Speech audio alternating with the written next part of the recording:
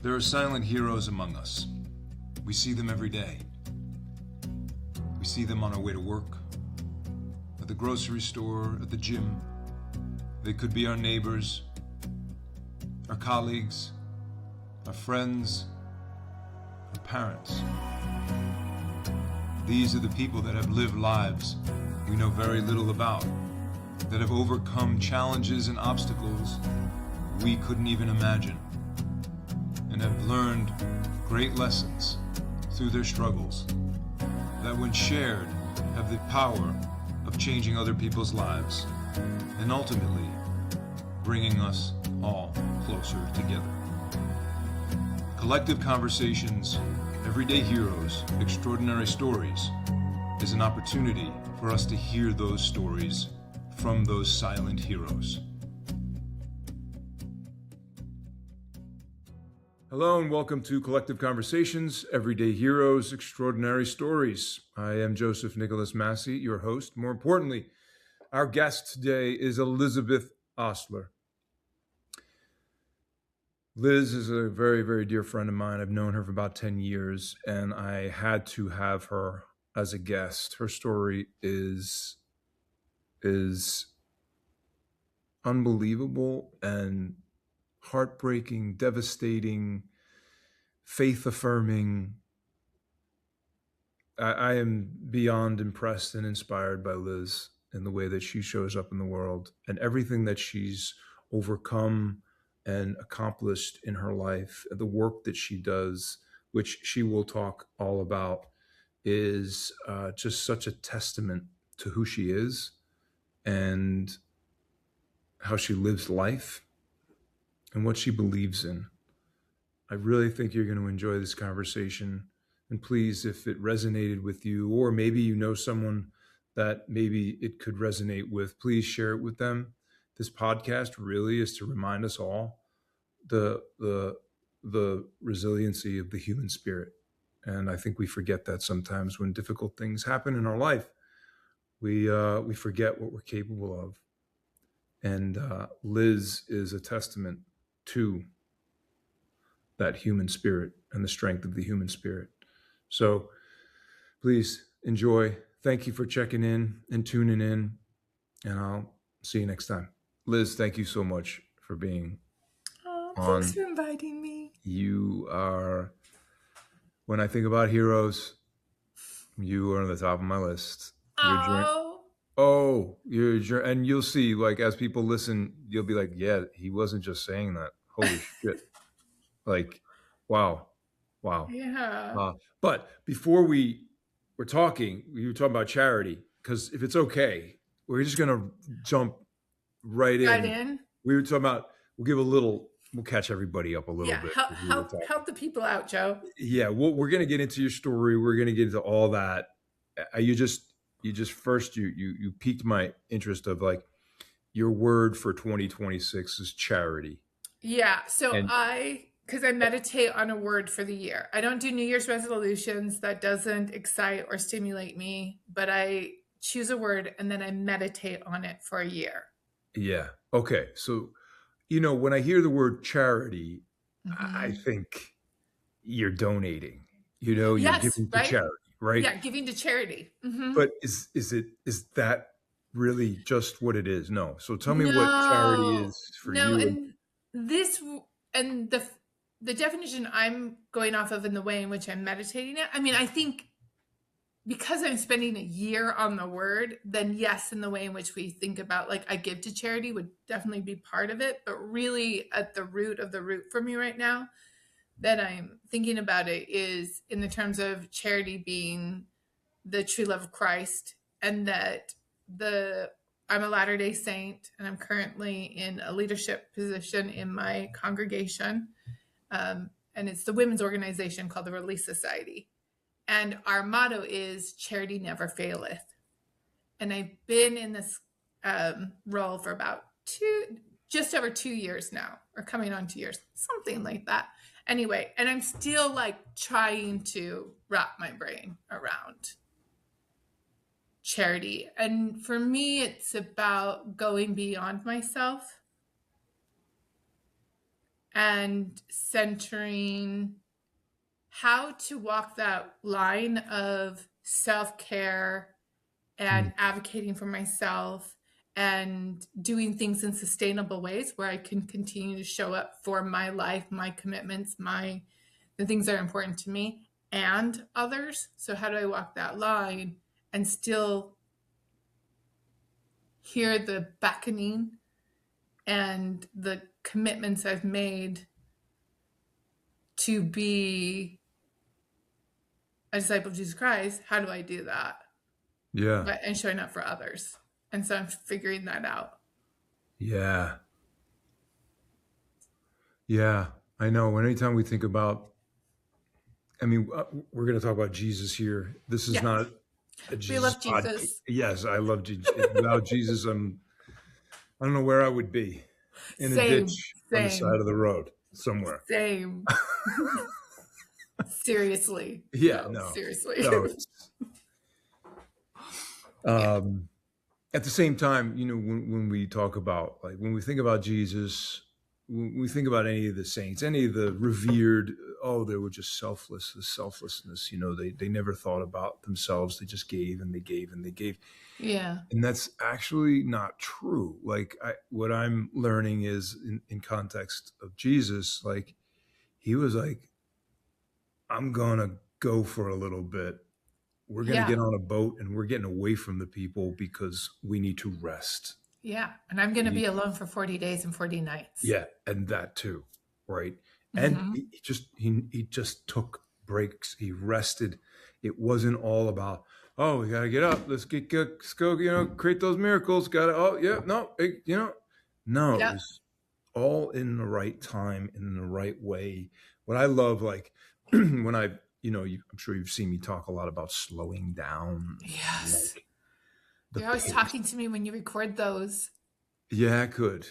Yeah. And it's like, and there's a book titled this about Jesus. And I don't know the exact title, but it's about, like, when was the last, did you ever see Jesus running? Like, Mm, like in a rush. It yeah. was like all in time, Yeah. all in time. Right. If you're really trusting, just slow down. Like, But for it's me, too hard. It's too hard to right? slow down. It is. And yet when you start doing it, it's kind of addictive. No, Yeah. yeah. So anyway, good. All right. So the charity piece has been a challenge for you. Yeah. And I have a feeling that's going to return somewhere in our journey here Okay. somewhere. We'll see. But I do want to share a little bit about us, right? We met in Brooklyn College, Mm-hmm. 2016. Was I in my second year or my first year? Second. I don't, because it was, when did I direct? The fire play. I saw the fire. Yeah. I I saw that. directed the fire play. Mm-hmm. Yeah. So that's when we Chicago met. Factory Fire Project. That's the name of the play. Yes. Yeah. And so I think it would have been, no, it would have been before. When were you at Brooklyn College? Oh, wow. I graduated 2016, so 14 to 16. Okay. So then I think it would have been 14 or 15. Okay. Yeah. And then we started talking and we just became fast Yeah. We friends. became buddies. I loved your work. Mm-hmm. I admired your You work. appreciated my work. And We were like, how are we going to work together? yes. Mm-hmm. Yes. And since then, I've learned so much about you. And me being a very just genuinely curious person, I ask a lot of questions. And Yeah. I like that about you. and I think that we gained a strong degree of trust. And so you shared a lot with me, about your story. Yeah. And I kind of want to start there, Okay. if it's okay, Sure. because you've turned your story and your sister's story into a story, Yeah, exactly. Into a play. a play, a beautiful, powerful, devastating, beautiful, I'll say it again, play. Yeah. you want to share Thank with you. us? First, I'd love for you to, if it's okay, to talk about your beautiful sister Yeah, and yeah. My her sister Lisa. journey and Hmm. the story. Sure. Yeah. Yeah, and that's what I was thinking because so Lisa Ostler, my sister, passed away in 2016 and we were like new to our friendship. My goodness, I didn't know that. Yeah, that's what I was thinking. Is like you and I were still we were friends, but we were still early friends. We were Yeah. still like, "Oh, I dig you." Yeah. And we'd had some real nice talks and I think we'd gone on a few walks and right and had Yes. really talked out some things and then she died in 2016 and one of the critical moments in my grief was with you. Mm, You I was I'm going to start here and then go back. okay. I just have to tell you, Hmm. I did not realize that it was right Yeah. then. Yeah. Cuz she died in April of Oh 2016. my goodness. Okay, I'll be quiet. But that, wow, that was, And it was like that summer. So she'd been gone for a few months and I was still in the anguish part of the grief and the world was still fuzzy and yeah. the poet David White describes grief as your internal landscape is ripped away from you Mm, and then in grief you just fall and you continue to fall until a new landscape emerges and then you have to figure out who you are in that landscape and that even all these years later I'm like that is exactly what my experience was like. wow. Yeah, and so I was still falling.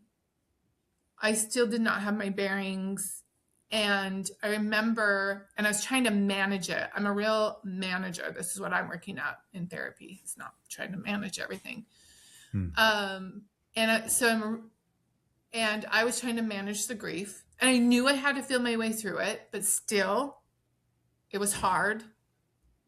And you and I were hanging out. I think we were in Prospect Park, or we might have been no, in it was Botanical broken. Gardens. Yeah, we It were was broken. somewhere around there. Yeah, yeah, yeah. And I remember just sitting on this bench and you just in that lovely way that you do of holding space and witnessing what somebody is going through. And I said to you, this grief. And you said, well, yeah, you got to feel it. And I was like, I think it's going to destroy me. Mm. I don't think I can let this big wave come. It will destroy me. And you said, I think you're strong enough. I think you'll be okay. Mm, And wow. so I let the wave hit. And you were right. And it sucked so much ass. And it hurt so bad. But it didn't destroy me. No, Yeah. no. And I would think about you whenever I'd feel a wave of grief come Mm, and I'd hear your echo in my head. wow. I'm like, and I couple it with my experience where I would be like, this is going to suck ass, but it's not going to destroy me. That is really actually a great, quick little motto.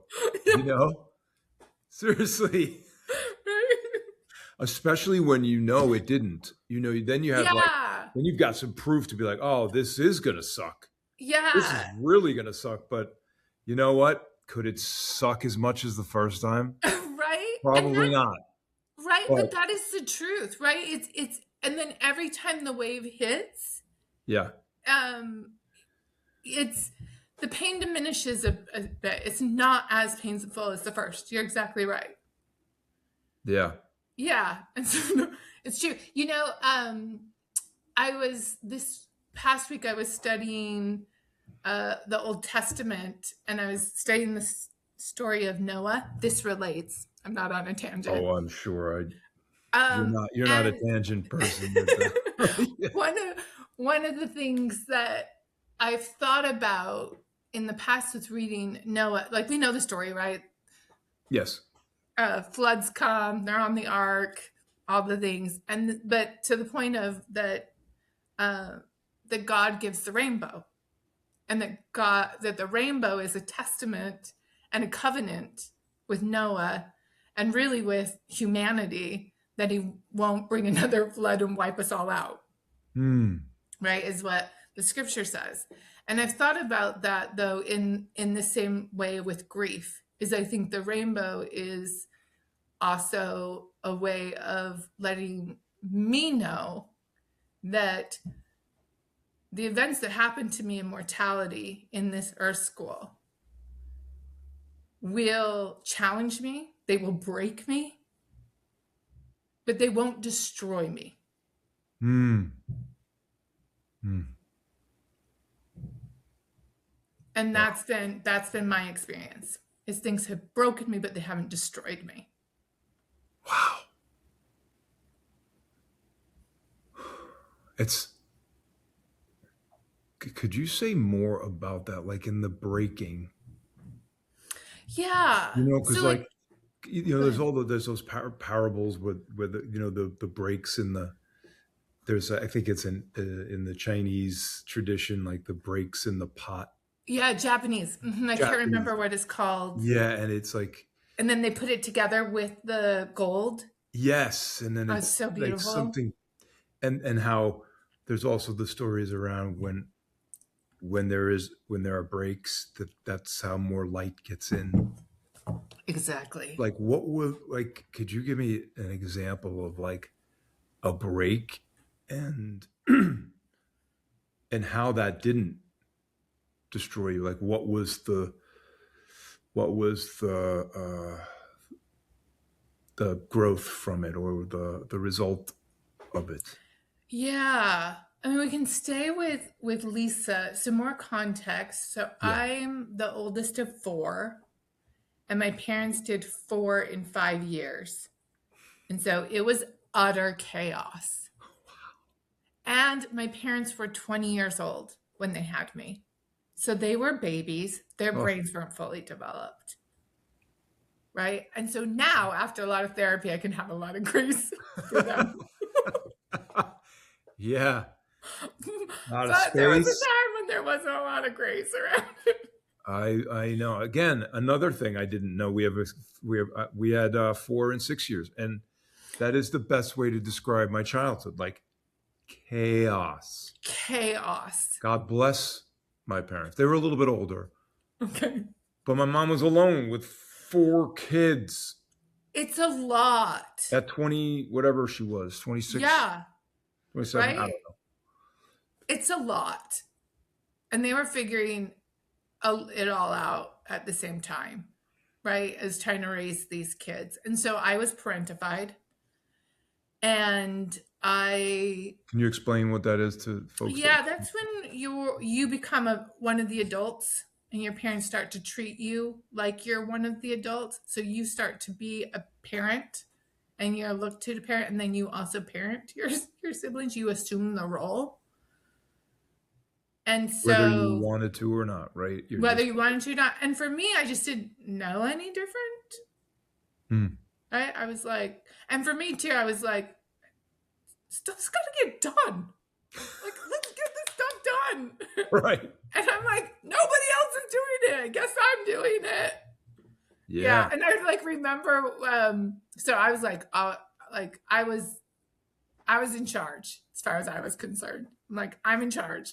So, I would decide punishments, things like that. And then I get called into my parents' room and they'd say, Liz, it's not your job to punish your siblings. And I'd say, you're not going to do it. Wow. Yeah. Which is Right. like, yeah. So there was just a lot of leaning on me to care for them and then my assuming that role.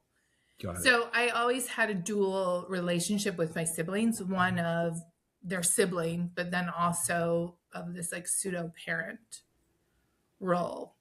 And Lisa is number two. We are 18 months apart. So I only knew life with Lisa. I didn't know a world without Lisa. Mm. Right. And as kids, we played a lot. So it's three girls and a boy. And my sisters and I, we played a lot together. My brother was kind of around. in and out. But Lisa, by the time Lisa and I were, um, like definitely I would say late elementary school and then definitely into middle school and high school, fought like cats and dogs, Mm. like full on brawls. Yeah. Yeah. Yeah. Yeah. Not just like yelling, like, But like, boom, like mhm. clothing stuff. You borrowed my thing. You didn't. You Oh, stole yeah. like You the looked whole. at me, You you look know,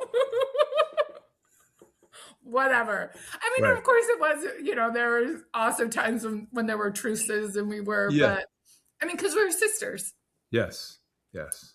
But it wasn't until adulthood that we became friends. Okay. And then in adulthood, we were friends. And in her mid 20s, she started drinking pretty frequently. And then, and it was becoming pretty clear that she was becoming dependent on it. Mm. And then, so she's full into her alcoholism by the time she's in her late 20s. And then later, and then during this time too, she's experimenting with some drugs, but not real. It's really alcohol is her Mm. favorite. And then eventually she starts using pills, and then it's shooting heroin and meth. Mm.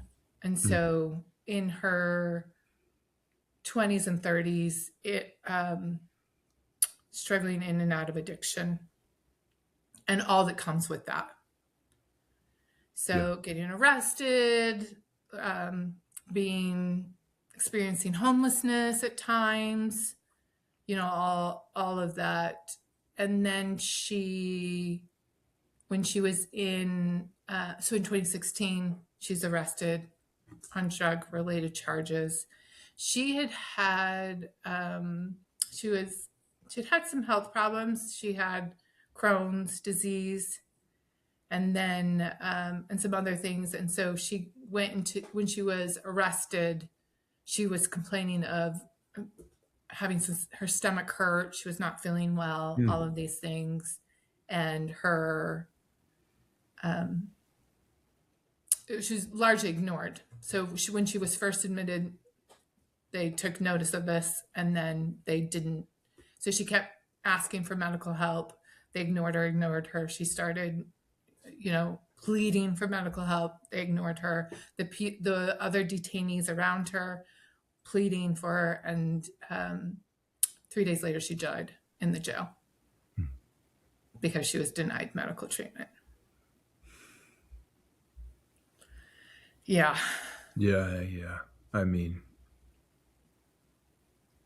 still the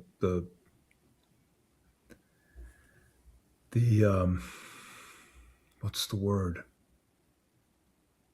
Just so it's not.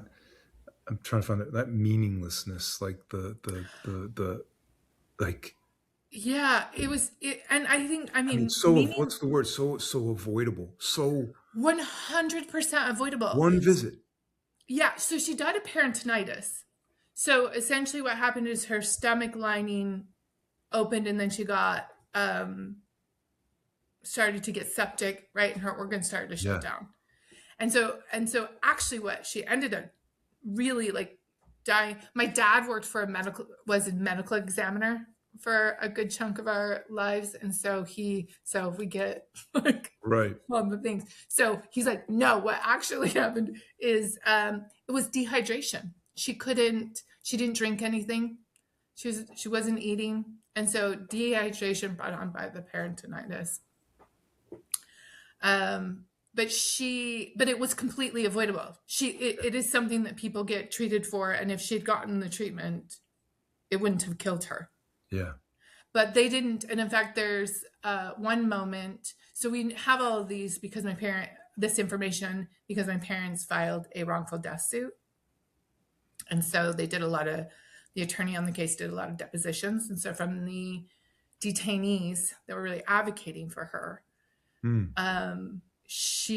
we know that one of the housing officers said to her, when she was screaming for help, screaming for help. And they were like, you don't. And he just came up to her and said, came up to her cell and said, are you coming down?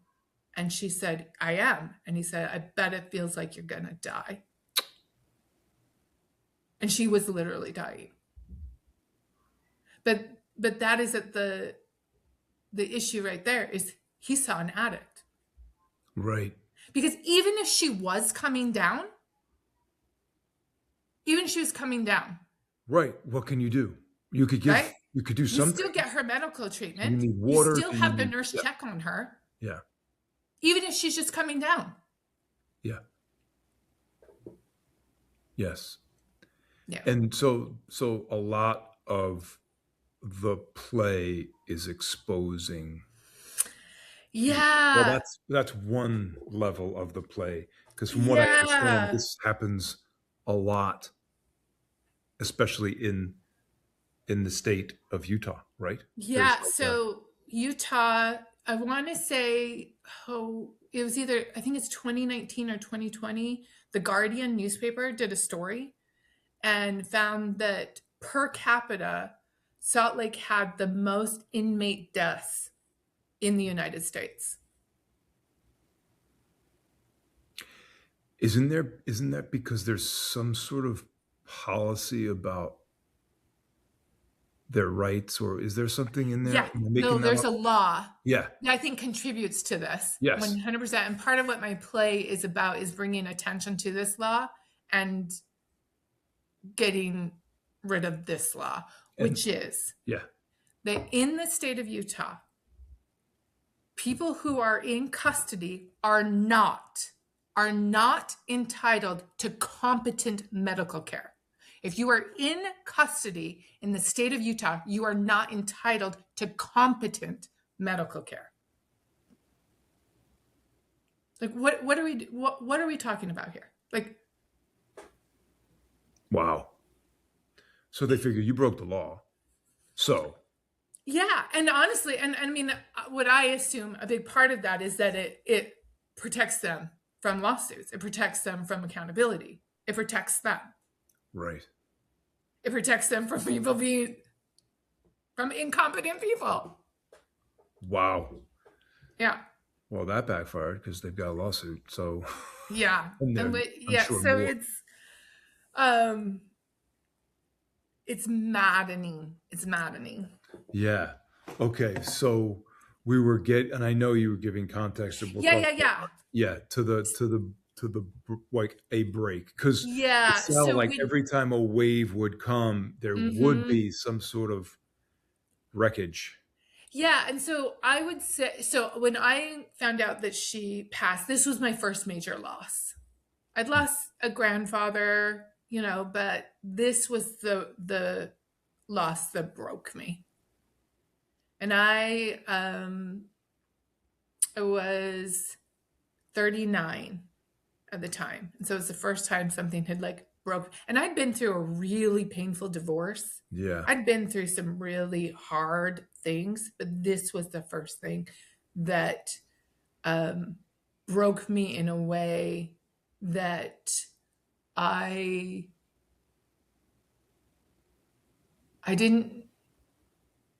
was forever changed.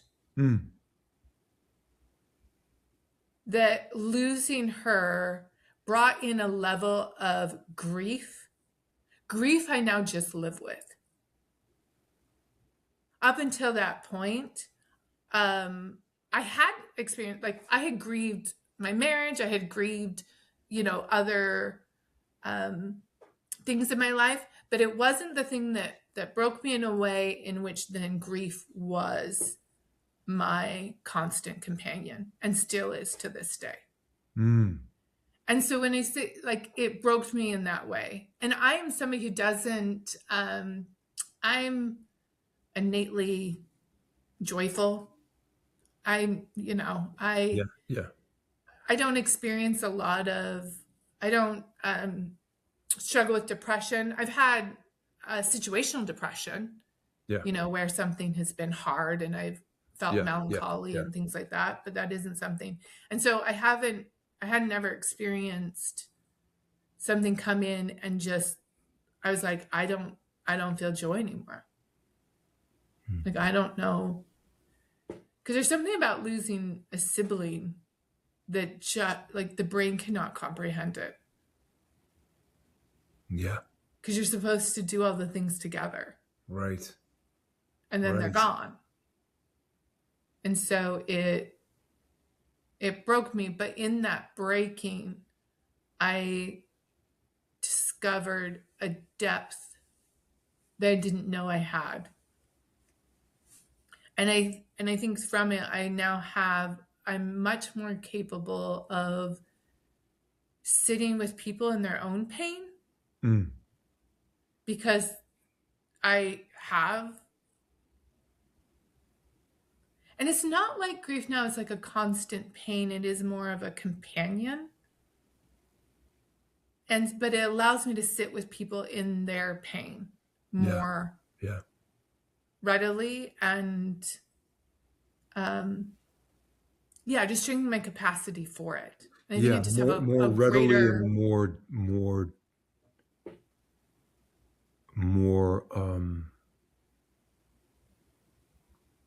with even deeper presence in it. yes.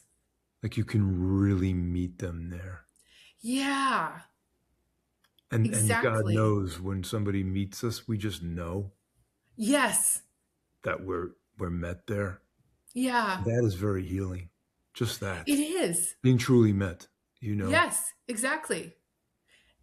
100%. And what I'd also say too that came out of it is an experiential knowledge, right? So Yeah. before she died, I knew sisters could die. Like I knew Right. that. But now I know Yes. sisters die. And so I then approach life differently, knowing sisters die. Yeah. Yeah. Oh, it's like such a hard way to achieve a more I don't even want to say this, but it feels like deeper, meaningful life. Like, I mean, that's not what I'm really saying, but you know what I'm saying? Like, Yeah. it's like I had the same experience with my dad passing. Yeah. Like, we know parents. And when a parent passed, I went to a buddy of mine, both of his parents passed.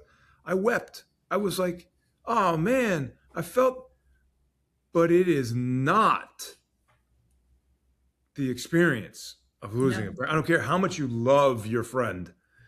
No. They're not your parent and it sucks and it's like but there's this whole other thing that you cannot prepare, you can't train for, and then And then you know. and then that was like one of my first impulses was to like call every person I knew that lost a parent, be like, Yeah. dude, I am so sorry, I had no idea that that's what that was, Right? because this doesn't go away. Yeah. Like this is not even it's not even a pang of loss. It's like you can't, it's not even that. It's almost like stabbings at times Mm-hmm. with Mm-hmm. multiple sharp objects. And you're like, stop, but it doesn't stop. So it's not like, oh. No, it's like, Yeah. like, Yeah, like you can't breathe. yeah, it freaking sucks. Yeah. And then on top of it, right? So there's the physical pain, but then there's the things that the mind does because the mind actually can't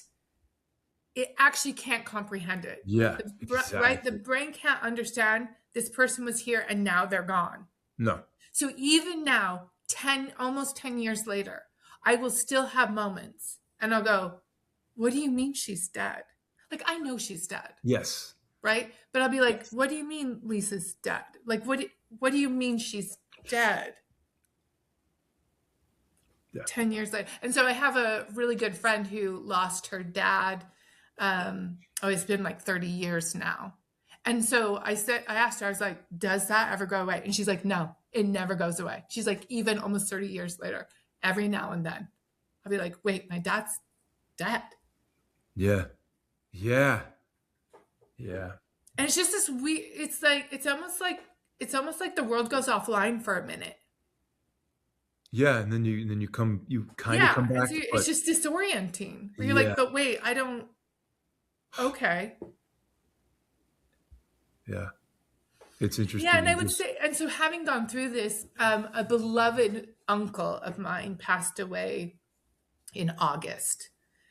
And I'm very close to my aunt, and his children are, two of his children are my best friends. So very, very close. And he had cancer, and we knew he was dying, and we were going through that process. And it was a, having already gone through a significant loss, hmm. they would say to me, "Oh, I'm experiencing this. Is this normal?" And I'd say, "Yep, that's normal." Or they'd say like, "Oh, this," and I'd be like, "Yep, mm-hmm." And so there's something to in that way in which you're saying when somebody knows. And I haven't lost a parent, so I was just like losing somebody significant. It's a Yeah. whole other level Oh yeah. Yeah. It's like depending when on the somebody role. knows. Yeah. Yeah. It's like different sibling passing, parent passing. Great. It's like they're all put in a little bit of a different It's just place. a different kind of loss, Yeah. Yes. Yes. right? I Yes. mean, and they're all devastating, right? Like Yes. In their own, devastating. in that way that you described from the poet, like, yeah, it tears the landscape. Like, it's just a Yeah. different landscape. Yeah. And then you're a different person. Yes. Hmm. Yes. And then it's also then how do we, and this is the thing too, because you tell me if you're experiencing this in your grief, is that I I lament that our society has stepped away from all social um, practices around observing grief. Right? People Mm. don't wear black anymore. People aren't expected to wear black anymore. Right? There's a Yeah. lot of things that we used to do as a society to either indicate that somebody is dying or has died, or that I am grieving somebody who has died. Now, I'm all for like we don't need social constructs telling us how to do our business, but Sure. also they are helpful. And so I kept thinking, I wish that I could just wear a black band on my arm the days I was feeling particularly vulnerable, and that everyone that I came in contact would know by my band, oh, she's in She's, grief. I'm yeah. going to give her Give her extra some space, grace. Yes. lots of grace. Yes. I think that's really wise. I'm serious. How many people do we come across in a day and just we look at them, we size them up. Oh, they didn't smile. They must be a Yeah. pro. Yeah. Meanwhile, bad grieving day. Grieving day. Like I'm not fit for human consumption. Like just Yeah. let me be. Or even imagine a total stranger just saying, I'm really sorry for your loss. Yeah. Cuz do you feel this way? I feel this way about my sister. So I've also lost I know you know this, but just so people Yeah. know too, I lost my brother in 2020. So I've lost two siblings, and losing Rob put me over. I was like, I can't even, I know when I found, one was bad enough, but then losing two, like I was like, I'm not like this is not okay. And then I started going to a sibling grief group, and that helped in this way that we're talking about, because then I was with other people that knew what it was to lose a sibling. yeah. Yeah. But now I can't remember the point. I interrupted to say this. What was the? Um, Oh, it was really good. I'm sure it was, I know. The um, landscapes, we were talking about ripping landscapes and your sister. Oh, the band. And yeah, and like wearing. a total stranger. Yes. Oh, thank you. No, this is what I remember is that they will be forgotten.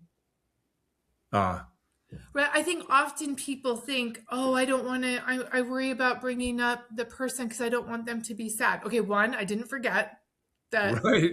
my person was Right. gone. Right.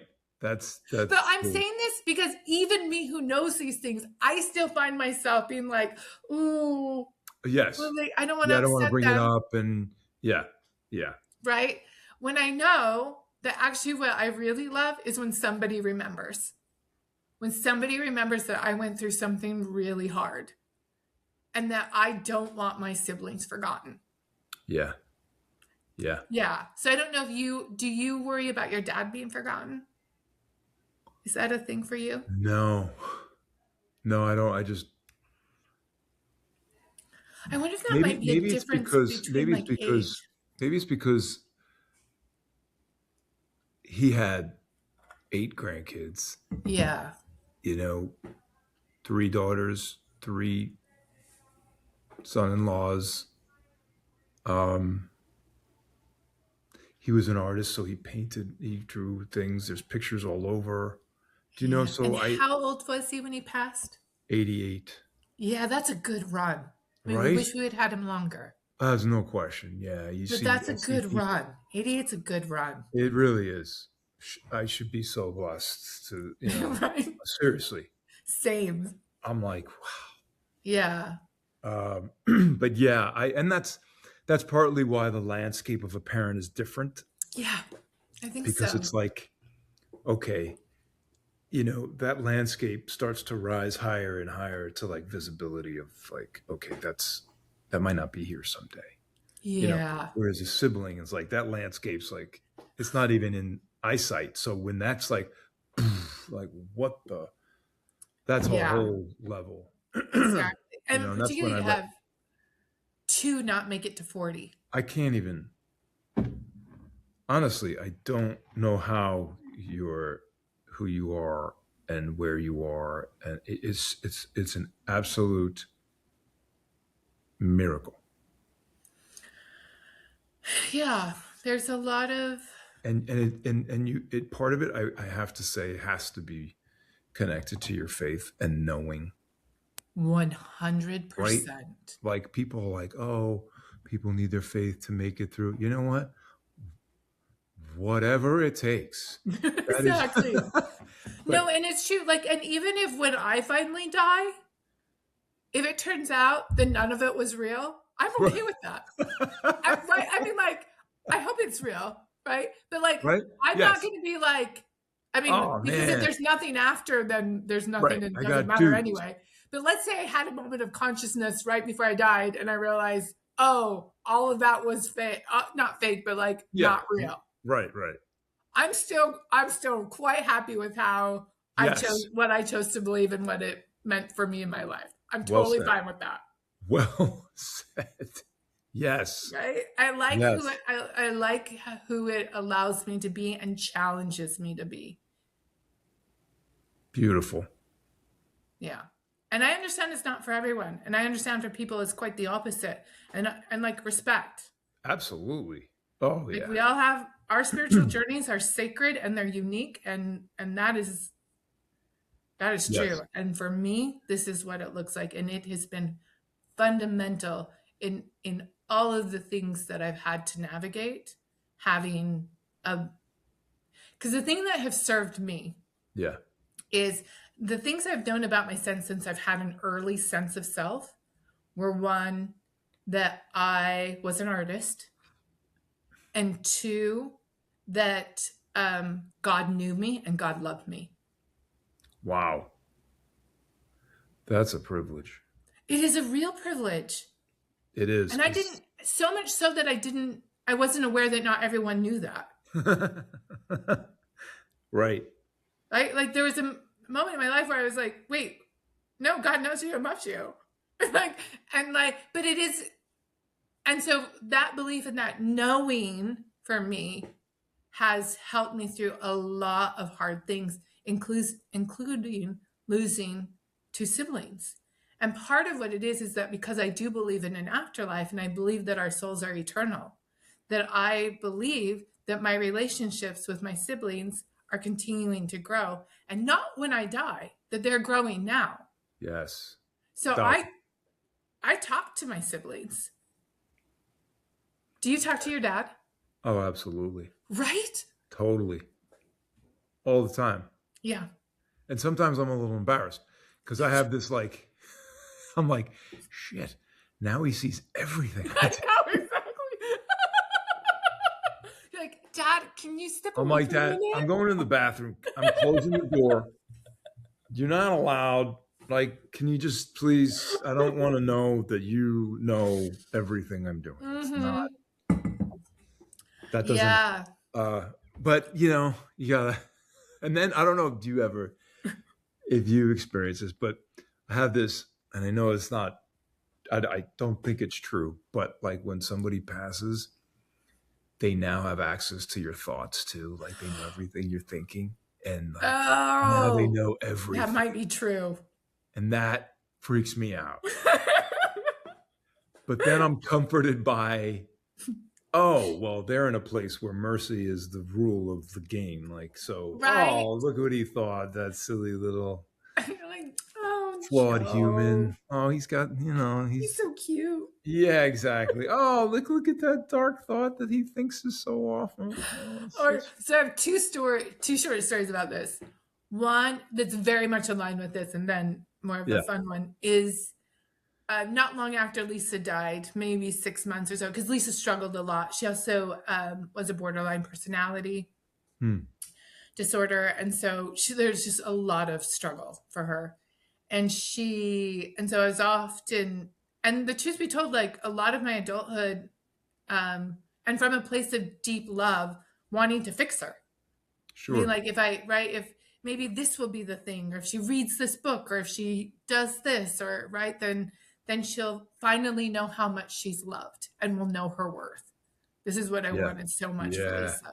yeah, And and so I'm still very much in that place because I'm still living only the things I know, and she's passed and it's just been a few months, and I'm it was back at church, but we were talking about these concepts, and I'm like, oh, I wish Lisa would have still be alive and I could tell her this because this would help. And just like as I had that thought, a much wiser voice thought came to me and was like, Liz, Lisa knows all of these things and is in a much more yeah, right, she's expanded beyond what you right. knew of She her. knows. You Yeah, knew this much of an eternal existence of her. yeah, And that helped. Then I was like, oh no, she has things to teach me. yeah, Yeah. yeah, Yeah, yeah, now she's yeah. like the older sister in a way, and I hadn't thought about that until just this moment. That there's ways in which, oh, Right. She's got you now. yeah, that she's now the guy, right? And then it isn't, and that there's, and um, that gives me comfort. I see that. Yeah. Yeah, in that way of knowing. Okay, then another story about just talking to siblings or siblings that have passed. So I take my nieces and nephews on graduation trips when they graduate from high school. And so this would have been what's 24, Rob's oldest daughter. So Rob has passed and his oldest daughter has graduated from high school. And so I'm taking her to Europe. And we have this whole Oh, thing like a planned, and real then trip. a real trip. This isn't like a weekend camping trip. This is No, this is also how I am, because I'm single and childless. It's actually my old age insurance. I'm doing these things for them so that when I'm old, they will they're gonna take care. remember and Yeah. take care of me Yeah. and Good. visit me. And I love them so much. Anyway, I know. and it's this great way for me to get to spend just like one-on-one time with them as they're emerging into their adulthood. I love it so much. Yeah, So that's awesome. Isabel and I are going to Europe, and she is a Swiftie, and the Eras Tour is happening, and I'm not a Swiftie yet, and so I'm like, it's all around, and then like people around me are going, and I'm like, oh, it's in the zeitgeist, and I don't want to be left out, and it was a little bit of FOMO, to be honest, and so But I knew how much she was, and I was like, I wonder if the Eras Tour will be in one of the cities we were. And it was in a city that was close enough. Hmm. We'd have to change some of the trip. Where I were ended you? up having to change a lot of the trip. Just anyway, it was going to happen. So I had this moment, and at the time, the tickets. So I'm looking at tickets, and I'll just tell you, folks, Oh, I'll be straight up. oh, But the ticket was $1,000. yeah. I just want you to know that if I'm buying a ticket for me to see a show, I'm no way, never in a million years spending Oh, $1,000. of course. I'll wait for the video. Exactly. Like Yeah. I'm now like even shows I really want to see. I'm like $150. I don't know about that. Do I really want to see it that bad? Okay, so they're 1,000, and so I need two because there's two of us. And I'm like, do I do this? I don't know. And I'm talking to all these people, and then I call the two Swifties, and I kind of do this on purpose. Where I'm like, hey Swifties, I'm like, I'm on a ledge. Do I do it or do I not? And I kind of needed the push. And so they're like, you're going to do it. And one of them even upsold me. They're like, actually, you need to pay a little bit more so you can get the thing. Anyway, it doesn't matter. Aerostar. And now I'm like, okay, so I'm sitting at the computer and I'm like, I've never spent this much money on something like this. And like, I know this kid will love this. And I don't know. And then I just like took a breath and I was like, Rob, I think I'm going to spend all this money and take your daughter to see Taylor Swift. And I was filled with so much joy and excitement that was Wow. like an energy from outside of me came into me. And I'm telling you 100%, it was my brother. And he was like, hell yeah, hit that button. Wow. That's And I amazing. did. And we went, I was converted to a Swiftie. Even 2 years later, money well spent. I loved it. I loved the time with her. And then I loved that time with the, and then it felt like my brother was part of it too. Yeah. Uh-huh. Wow. Have you gone to another one since? Uh, another, Another Swift thing, concert. no, because she hasn't. Oh, that was her She's last not one. touring. Yeah, she hasn't Oh, toured since then. okay. Lucky you, I guess. Yeah, no, exactly. It's worth it. That's amazing. Anyway, so Okay. fun. But Yeah. right, but this is the ways in which we get to choose. We get to choose. We get to choose how we believe, what we believe. And I choose to believe that my siblings are present in my life.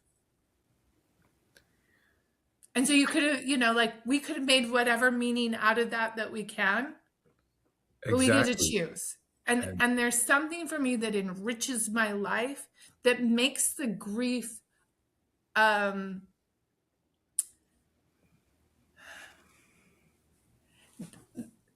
I heard this is not me. This is I heard this from somewhere else. yeah. Grief is a love story. Hmm. Wow. And That's true. right? Let that sink in just for a second, and you're like, Yeah. yeah, it is. Grief is a love story.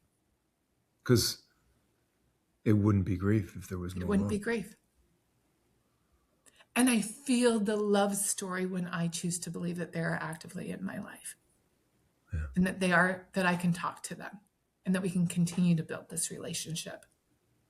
Then I feel That's, the love and I feel yeah. the love story continuing. It doesn't mean I don't miss them any less. It doesn't mean that the waves of grief don't hit me still, but it makes it all a lot more manageable. Hmm. That's awesome. Yeah. Yeah, I heard, I forget the actor's name. He didn't play Spider-Man this time. He's played Spider-Man last time. One of the Spider-Men. And he just lost his mom. And he was saying like his definition of grief was, and I think I mentioned this to you, it's all the love that you feel like you can't give anymore. Oh, It's that feeling yeah. of all the love that you can't. There's truth in that. And it's painful. Yeah. I've experienced this, not just about, grief, but if I have love for someone, and I can't express it because maybe I'm mad, or I'm maybe, like, I'm paying a freaking price, Yeah, so it's that for sure. the pain of not being able to get the love out. Yes, that resonates for sure. Yeah. For me, after after I lost Rob, like I said, I started my grief group for siblings, which has been really helpful. And then I went back into therapy Hmm. because my nervous system just couldn't. Yeah. I couldn't. I figured I had enough tools to handle Lisa and friends and things like that, that I was doing okay with Lisa, but two put me over. And so I started EMDR. Huge fan, highly Yeah. recommend. Yeah. Um, and because it's just my nervous system, like it has helped my nervous system in a way that traditional cognitive behavioral therapy, which gave me tools and other things, just didn't didn't address my nervous system the way the EMDR has. Anyway, but what I found is that grief kept feeling like it was like pressing down on me.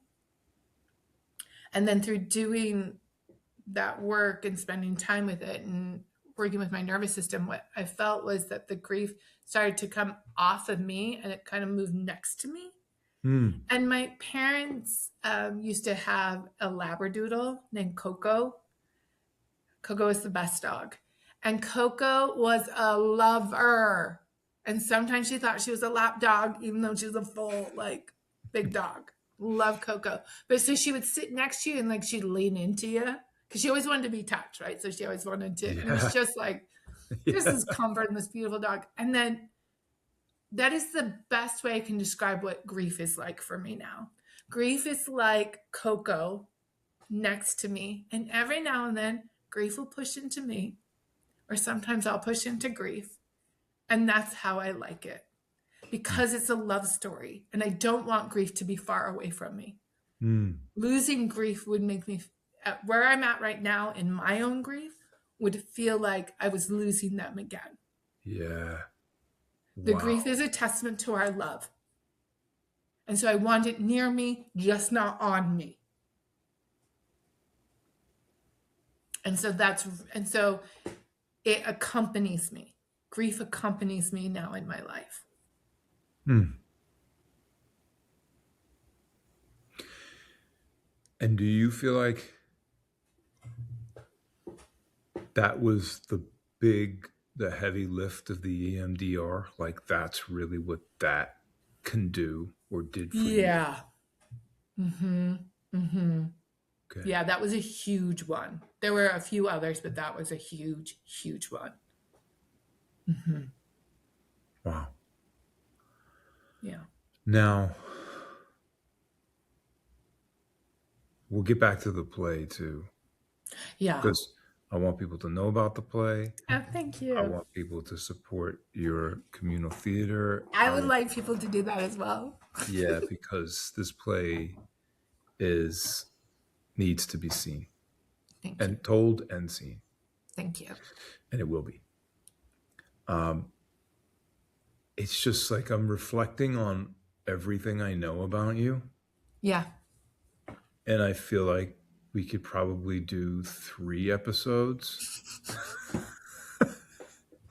because, but I want to give people like just Exactly. Well, I want to honestly, there give was them a I moment. want to give them a little taste of, like, okay, you think losing 2 siblings is gonna, right?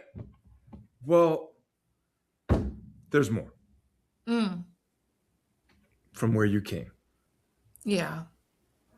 and that story, and then your marriage and that Yes. story, Mm-hmm. where again, any one of these things could have had a very different outcome for you.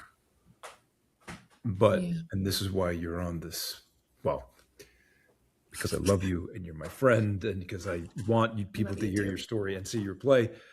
Yeah. But this is the definition of my Yes, what understanding you're of a doing. hero, Yes. Like, life can happen to you and you could see it as a constant, why me? Mm-hmm. And not that we don't have moments of that, Mm-hmm. but Those but are real. yes, yes, for sure. We all, I mean, I don't want to call them pity parties, but that's how I call it for myself. And I have them. I have it. I'm like, I'm in one. Yeah. And I'm going to be in it for a little bit. I know it's not serving me. I'm going to go binge, eat a half a thing of peanut butter and probably a couple bags of chips and, you know, do some other stupid things.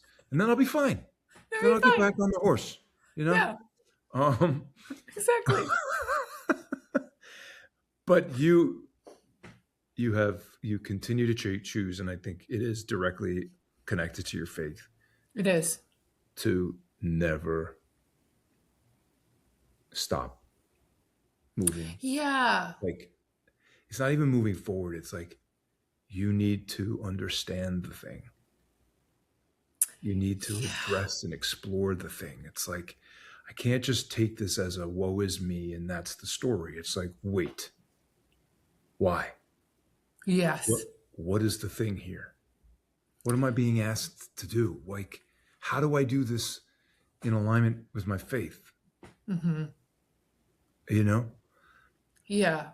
So I don't know how much you want to talk about any of that, or but it just for me when I think about everything you've been through and are still you're the joyful person that you are. Yeah. I just don't think that happens by accident. Yeah. I don't think so either. I mean, I think there's always a combination, right? There is a combination of one, just your own physiology, like the way in which the chemicals work in your body and in your brain, right? Yes. So there's that. Then, of course, there's the environment you grew up in and the environment then you currently find yourself in. All of that influences. And then, and there is choice in all of that because we can't always control what happens to us, but we can control how we respond and who we want to be in the world. And so part of my education and training is a researcher. So what I have my doctorate in is interdisciplinary research. And going through that doctorate actually also helped me a lot give language to one of the ways in which I was being in the world and I didn't realize it. I mean, I knew it was something, I just didn't know how to give it language. And so it was framework. Just what are the frameworks that I'm like, how am I organizing my thoughts and what is the lens from which I'm seeing things? And so my faith absolutely informs in the way in which you talked about, like not having a sure knowledge that I am known and loved. I mean, that's huge. Yeah. And Yeah. right. And then on top of it, I had a real choice moment with the uncle that passed away, my Mm. uncle Greg. I was going through a really hard time, a moment that was breaking me um, during the pandemic. And he was praying for me we were together and he's praying. And one of the things that he said in this prayer that has stayed with me is, um, and that I felt like was really part of like God telling me through him Mm. was that I meant the way I was looking at the situation and the ways to think of it a little bit different, and that it was basically this like, here's a different way of looking at it, or like a different framework, Mm. which is, are these things nurturing my eternal soul? So when I'm trying to make decisions about what I should be doing in my life and what's serving me and what isn't, that the only thing to be asking myself is, does this nurture my eternal soul? And if it doesn't, then it's about letting it go. And if it does, then lean into it. Right? So that's really helpful for me as I navigate these things and trying to make decisions about who I want to be and how I want to be, is I ask myself, does this nurture my eternal soul? Mm. Right? So there's that. And then the other thing I've learned as a researcher is to look at all the things that are happening in my life or look at a situation. I don't usually not always like in the big picture, but in a given situation where I get to choose how I'm going to respond, is that instead of thinking these things are happening to me or at me, that it's all data. Mm. Somebody's behaving in a certain way, and I go, oh, that's data. And then I get to interpret that data. It So it sounds, helps me not, I'm not always successful, but it helps me more times than not, yeah, than to not take things personally yeah, yeah. in that Buddhist way, which I am not good at. I mean, Jesus, Right. Buddhist. I admire, I mean, like the Yeah. detached and the like, Yes. let it just flow. I'm like gripping onto it. And I'm like, no, come back and let me like, I am not Zen. And Yeah. I admire that so much. Um, right. But this helps. This helps. Let me be maybe a little more Yeah, Zen. no. Is That's that it's just amazing. I just data. think about that. If you didn't have your faith, what would the framework be? What would your framework be? And is your framework serving you? Because if it Yeah, isn't, right. find a new framework. Yeah, keep looking at the results of your decisions. Just keep looking. Like then you can, kind of what's the word? Reverse engineer and say, Yes, wait, okay, exactly. so Exactly. what's my framework Yeah. for making that decision? Because we You know? get to choose what we believe. Yeah. We get to choose how we interpret things. Yes. That's the truth. I love that. Like again, I got to bring it back to Jesus. um, just when he talks about the woman, who's bleeding, Oh my and gosh. she's, no one's near her. She's dirty, all this, and she's saying, if I could just touch his garb, if I could just touch Yeah. his garb, and she touches it, and she's healed. And he turns to her and says, it was not my robe, it was your faith. Yeah. Like, I and love that that story. gets repeated over. He's like, it's not what I did, Yeah. it's It's what your you faith. believe, it's your faith. Yes, Hmm. it's what I'm. Yeah, and that's it. Yeah. And I would say that So that can also, that Jesus works for us, right? And I'm thinking about people who yeah, might be listening to it and right, be like, exactly. yeah, That's I'm why happy for you, I love Jesus talking loving about people. Jesus. I never want people to feel like okay, this is a secret mission here to listen. I'm not gonna lie. I think everyone's life it's gonna be better, but it's also everyone has their own way to find better for them, and I know what works for, Exactly. and I don't have pity on someone. I don't think that they're going anywhere else, because of what they like. Everyone's on their journey. Yeah. Everyone's on their journey. And I just know I don't want my life without my faith. I can't. I Yeah. literally cannot. So for me, it's it's a dependency. But the best kind. I, I'll Yeah. take it. Exactly. Well, and that's just um to that point is that whatever it is, where it's like with AA when they talk about just a power greater than you. Yeah. It's Right. something, so for some, I have friends where that's music. I Yeah. have friends where that's nature. I Yes. have friends where that's love, right? That there is something um yeah, that Yeah. helps you create a framework that works for you. Yeah. This Yeah. is just, the one that works for me. And I think too, when we think about the hero's journey, about like what you come home with, gone Yes. on this journey, and what do you bring home with you? And I, yeah, I think that that's part of it. Is this? It's interesting because I think about the more okay I am with me, the more okay I am with you. Right. So I do a lot of work to get okay with me, which means I have to sit in my sorrow, which means I have to bear witness to my own grief in order for me to show up for you. Mm. And that's what this is about. Right. And I'm thinking too about in this regard of Martin Luther King's the part in the letter from the Birmingham jail when he talks about us being inextricably linked. I Mm. can't remember. He calls us like not interdependent, interreality. I can't remember. But basically, it's the one where he says, I cannot be what I ought to be until you are what you ought to be. And you can't be what you ought to be until I am what I ought to be. And he's like, Yes. this is the reality. Yeah. And that is the reality. Because as much as I find, this is what I have found to be true. When I align myself with God,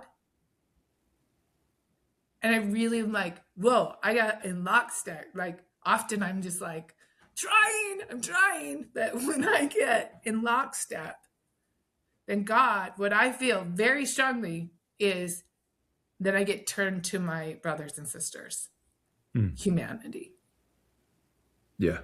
right? That it is then we care for each other. Yes. And so it's learning how, and that also, and what I find often, so like even going back to where we started with this idea of charity, Mm. and when we talk about charity, about like, oh, I gave to charity, are there times in this role that I have where, in fact, I just did it, where I'm helping somebody who's having financial hardships get groceries? Yeah, it looks like that. Or is it like telling somebody like, here are the city resources, you need to reach out to them in order to utilize? It looks like that. But what I find often what it looks like is just somebody having a bad day and they're holding all of their stuff, and holding all the stuff feels lonely and hard, and they just want they don't know this at the time because they're just trying to Yeah. live and survive their Right. moment.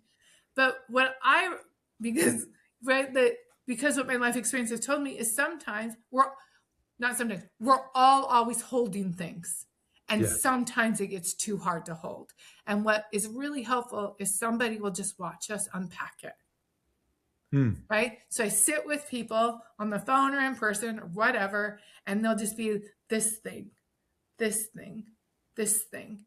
And I have to try really hard not to get into fix it mode because I want to get in there and fix it.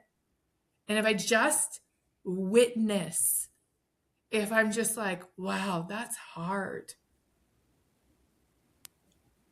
Tell me a little bit more about that one. That one seems particularly hard. And when they've unloaded all the stuff, then they're like, okay, yeah, no, I'm okay. I'm okay. And they're like, okay, I got it. Right? There's just sometimes we need somebody to bear witness to the things that we're holding. Then it gives us enough to carry on. And so when we went back to those breaks, you get broken enough but it can't be that like you just get broken. No. Yeah. Right. Right? You have to then witness your own breaking so that you can engage in your mending. And in doing that, then you increase your capacity to sit with others as they unpack, right? You can bear witness to people. And not even, this is the thing too that I have found that has been really, is that I used to trauma bond so quickly with people in my 20s. Oh my gosh, I was like, and we could spot each other right away, right? Like, Oh, that's it was somebody. like exhilarating. It was. And then Like, you're like, yeah, this person is like part of my soul now. But we were just trauma bonded. what a mess. I know so much, right?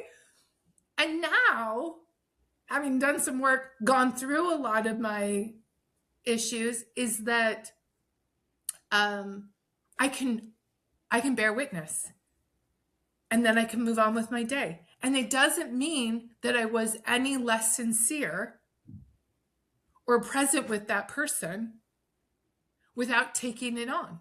I don't have to pick up any of that stuff. That's not mine. They just needed somebody to bear witness.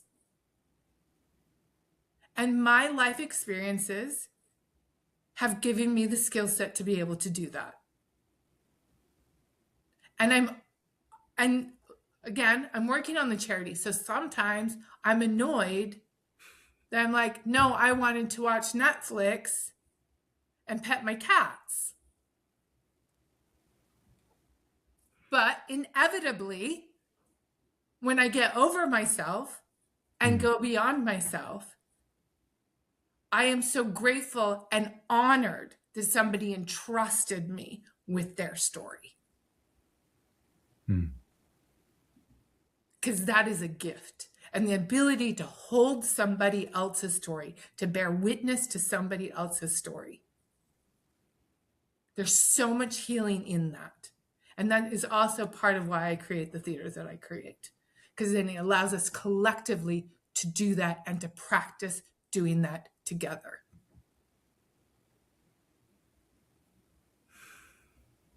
Dang, that's good. And I felt like I was like, well, I just domineered for a good, I don't know how long. Hey, you kidding me? You were channeling. I was channeling. It was amazing. And you said a couple of things in there. By the way, I do want to reflect back this idea of witnessing and what I find, not just because I think, I've said this and you know this to be true for me, whether I'm a coach or I'm an actor or I'm a friend or whatever. It's like I get to do the same things. Yeah. There's no, I'm going to put coach mode. I'm going to put no, this is just how we show up. Yeah. And the more that I learn, and I'm always studying something about listening, but just reflecting back what you heard. It's so simple. Just that. You don't have to have an answer in it. All you have to is like, yeah, you know what? As you were saying that, it seems like that got you really upset. Yeah. And even when you're wrong, it's okay because they're like, well, not exactly, but what it was more, and then they tell you more. Exactly. And it just helps them get clearer about just what by they're saying it, they're experiencing. like, oh my God, this person's with me. They're just Exactly. with me. They're not trying to solve it. They're just with me. And you do that very well. You're a phenomenal listener. So Thank you. to hear you. This is a real compliment because you're exceptional. Well, thank you. I appreciate that. Speaking the I truth. know when I can see. It's like, and I like how you said, just so everybody knows who might not be a good listener, guess what? You can actually learn to be one better. Like you just said, I want to go in fix it mode, but you know enough to be like, don't do that. Don't do it. Just listen. Just reflect. Just listen. It's so hard at first. It is. And if you find yourself in fix it mode, and in fact, I just did this the other day. Yeah. I went into full on fix it mode and I caught myself and I said to the person, I'm sorry, I went into fix it mode. Let me just listen now. Yes. I would say. And they appreciated it. They weren't like, conversation over. Right. But you probably started hearing some like resistance. Exactly. No, but I tried. Oh, shit. Sorry. I'm not. Oops. Yeah. As soon as you start getting resistance, it's usually because you're doing something. Yeah. Just start listening. Yeah. It's so true. So you said a couple of things. Yeah. About other areas of trauma in your life. And again, I don't know how much you want to go into. I don't know why I feel compelled. That people understand a lot of what you've been through, just to know, just to look at you and be like, holy crap. Yeah. Now look at what she does. Look how she lives. Yeah. Tell us your role at Fordham University and how long you've been. What do you do there? I'm an assistant dean of student engagement for the business school. Yes. You're also a PhD. What's the full PhD in? Wait, no, don't tell me. Contemporary learning and interdisciplinary research with a focus in cultural master narratives. Yes. And I believe you also have a master's in theater directing. Yeah. And an undergrad in liberal arts. Yeah. And your involvement in your church. Yes. Leadership, running groups, the things that you do, and to know where you've come from. Yeah. You know what? Okay, this is actually because you just reminded me of another thing about when we were talking about purpose. So this is what I've hinted, I've alluded to that being parentified basically meant that my growing up was very not only chaotic but abusive. There was neglect, there was verbal abuse, emotional abuse, mostly from my father, and that was really hard. And that really informed a lot of my relationships with men and how I showed up in the world.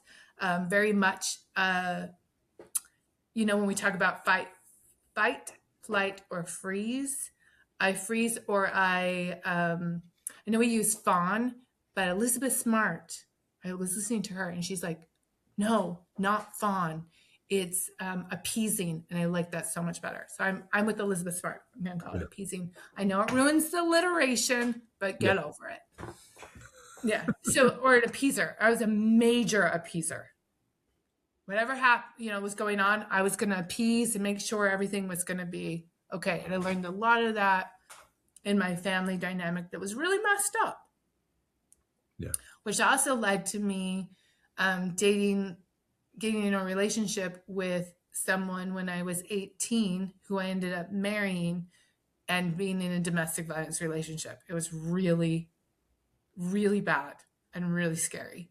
And I to know I was a shell of a person by the end of that relationship. I was not, I was so shut down. And I had a real shield and guard up around me and a mask. I think a mask is a much better language. Mm. Actually, I had this real strong mask so that I could hide behind it so that he couldn't use anything against me. Mm. And it had to be exactly what he wanted me to be. So I was exactly what he wanted to be, and then I hid. And so then the part of me was just dying. My soul was just, I was not okay. I was not okay. And I was in that relationship for 10 years. And when I finally got brave enough to leave, it was a hard thing to do. And I left, and it took me a long time to actually like break that bond with him. So we were separated for 2 years, but the first year of that we were still seeing each other. I mean, I call it Mm. just like messed up dating. I mean, we were living separately, but we were always together. Because I couldn't, and I knew I wanted to get divorced. I didn't even say I wanted to get divorced, but I didn't know how, and so I was in therapy at the time, and which helped a lot. And that was just regular cognitive behavioral therapy. So that's what I'm Mm. saying. Like she really helped me find my way out of that Yeah. marriage. But there was a moment where I call it the Tetris moment. I was on the phone with him, and I was changing the plans, and I was like done. I'm like, no, I've got to end. Like we got to be done. And I'm on the phone with him, and he's just berating me and just like tearing me down, which was usual. And there was just like, like, and the Tetris moments because you learn all these things and you get all this, again, it goes back to that data. And it's, like Mm. in Tetris when you're playing, at least how I play, you get all these big like holes and then it's like filling up because you didn't get the parts right. Right. But, Right. but then you get the right part and you get it into the right thing and does the loop. It's Yeah. so satisfying. That's what it was like. It was like I hear him berating me, and then like there was this shift inside of me. And it was just like, I don't have to do this anymore. And I just said, yeah, we're not going to. And he's like, that's right. Thank you for agreeing. And I was like, no, no, no, we're not going to do this anymore. We're done. And he was like, what?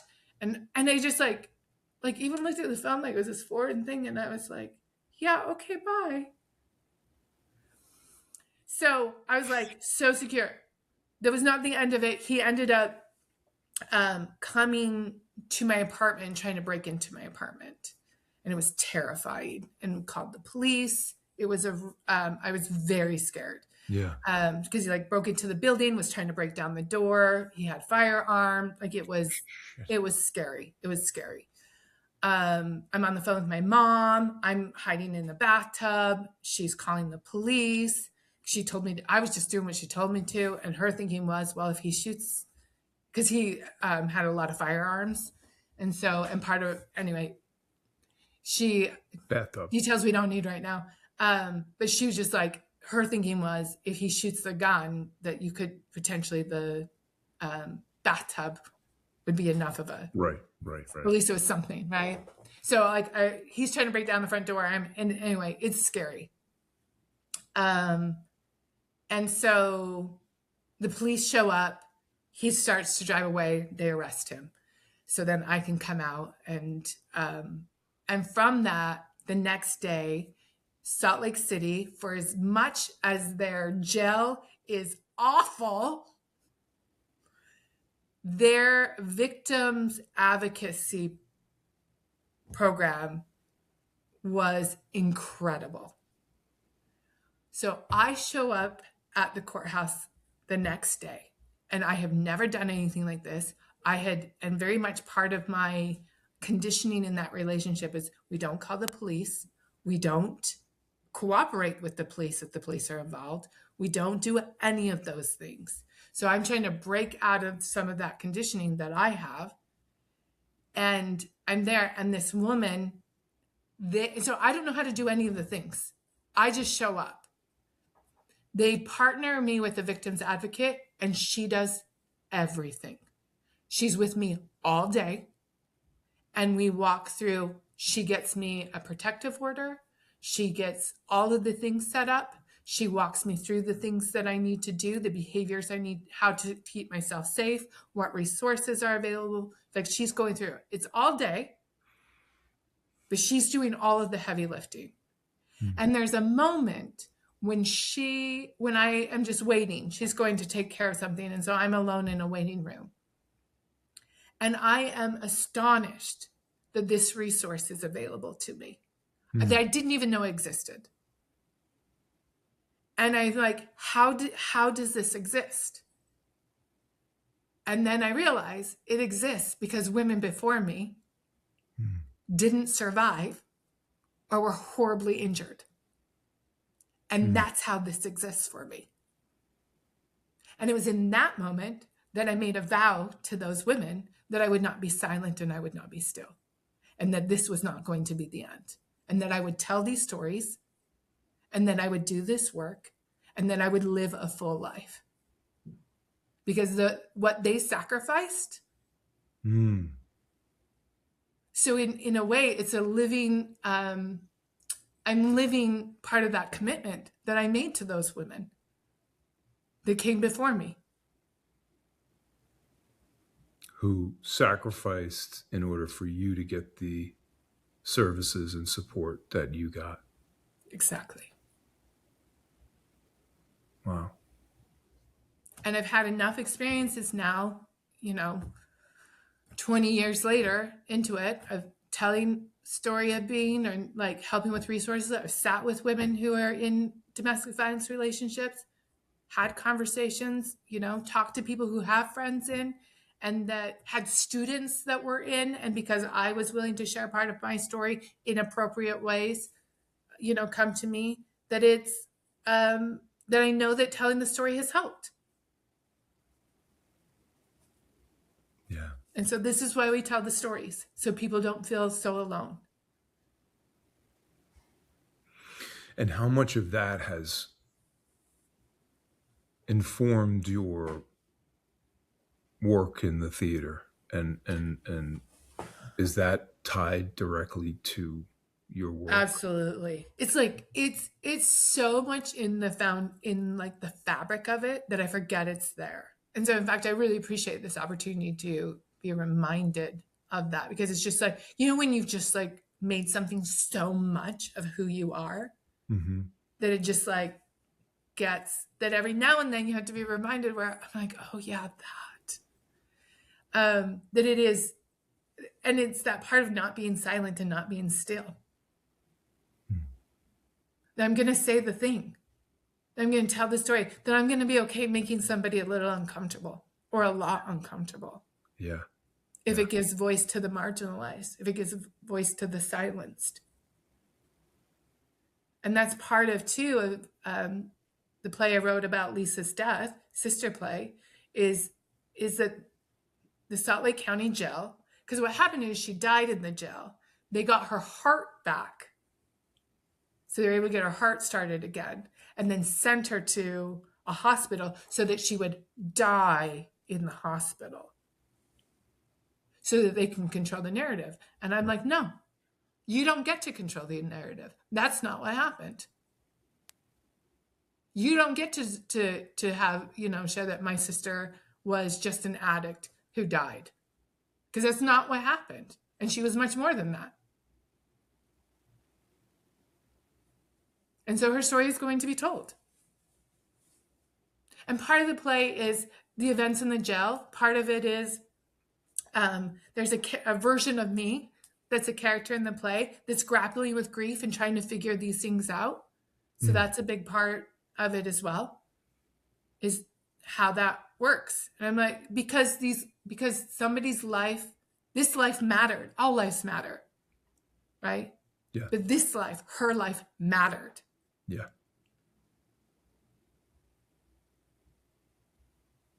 Yeah.